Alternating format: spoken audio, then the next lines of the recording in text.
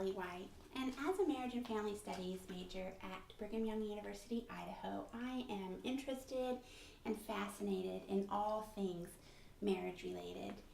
Over the last few decades, marriage has been undergoing some fairly radical changes. It started in the 70s with what we know as no fault divorces, and now we're seeing people waiting later in life to get married even for the first time.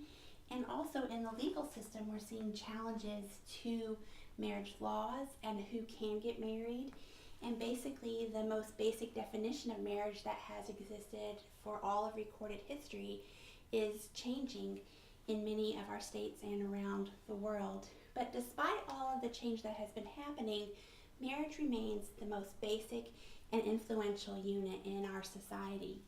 When it comes to marriage, there's some good news and there's some bad news. The good news is that in 2011, 2,118,000 couples decided to get married. Marriage is awesome. Marriage is how we create families, and families strengthen our society. And when we have a strong society, we have less crime, we have more financial prosperity, and we have happier people. But there is some bad news too. In that same year, 2011, 844,000 people or couples got divorced. So let's break that down a little bit. I'm a numbers girl. That works out to 16,230 divorces a week, 2,318 divorces every day, and 96 divorces per hour. Let's stop and think about that for a second. Every hour, 100 couples call it quits. They decide they don't want to be married anymore. They maybe sit their kids down and let them know that mom and dad aren't going to live together anymore. It's devastating and heartbreaking for way too many people. And let's face it, there's not a single person on the planet that heads into marriage with the intention of someday getting a divorce. Every single person plans on living happily ever after. But what happens along the path of wedded bliss that causes so many people to go from I do to I'm done? There's a really famous marriage and family therapist. His name is John Gottman, and he's kind of a hero of mine. And John Gottman studies marriages, and he can predict with 93% accuracy which couples will end up filing for divorce. That's pretty impressive record if you ask me. So what do you guys think some common reasons for getting a divorce are? Well, according to John Gottman, after studying thousands and thousands of marriages, he found that the biggest reason couples end up getting a divorce is because of a loss of intimacy and a loss of connection with each other. In psychology, we have a theory that we use a lot. It's called the exchange theory. And exchange theory basically states that there are rewards and costs in every relationship. If people perceive that their relationship has more rewards than it has costs, there's a profit in keeping that relationship going. Things go pretty well, marriages are likely to last. But if there are more costs, more lonely nights, more arguing, more hurt feelings than there are happy memories and laughter, then those costs start to outweigh the positives, and the couples end up with an emotional bank account that runs dry. They make too many withdrawals and not enough deposits. Basically, couples stop putting their relationship first and start thinking that there's something better waiting for them out there with somebody else. Sadly, this isn't usually the way that it works. In fact, statistics show that second marriages are even more likely to fail than first ones. But marriages do not have to die a slow and painful death. The key to staying happily married is to keep investing in each other and in your relationship. And one of the easiest and most effective ways you can do that is to keep dating each other. Whether you've been married 5 years or 50 years, all couples should still be going out on dates. I can hear you already. I know what you're thinking. Kelly, we don't have time to go on dates. We're both working.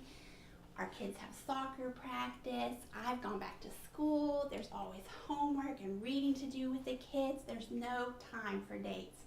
Or, show of hands, is this anybody's excuse? We don't have any money. No money for dating. We've got bills, we've got a mortgage, we've got 2 car payments. We have to get our kids an iPad. We have to keep up with the Joneses. We can't just shop at the thrift store.